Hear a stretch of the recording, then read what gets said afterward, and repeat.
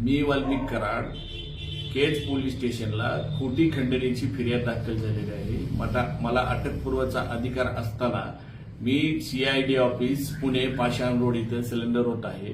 संतोष भैया देशमुखांचे जे कोणी मारेकरी असतील त्यांना अटक करावी व त्यांना फाशीची शिक्षा द्यावी। राजकीय दोषापोटी माझं नाव त्याच्याशी जोडलं जात आहे।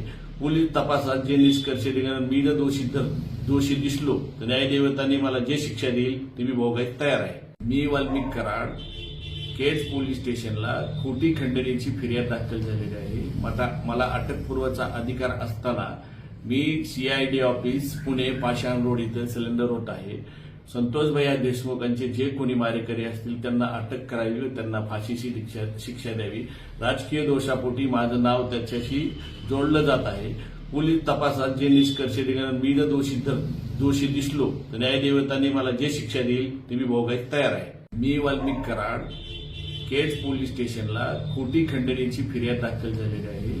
मला अटकपूर्वचा अधिकार असताना मी सीआयडी ऑफिस पुणे पाषाण रोड इथं सिलेंडर होत आहे। संतोष भैया देशमुखांचे जे कोणी मारेकरी असतील त्यांना अटक करावी व त्यांना फाशीची शिक्षा द्यावी। राजकीय दोषापोटी माझं नाव त्याच्याशी जोडलं जात आहे। पोलीस तपासात जे निष्कर्ष निघणार मी जर दोषी दिसलो तर न्यायदेवतांनी मला जे शिक्षा देईल ती मी भोगायला तयार आहे।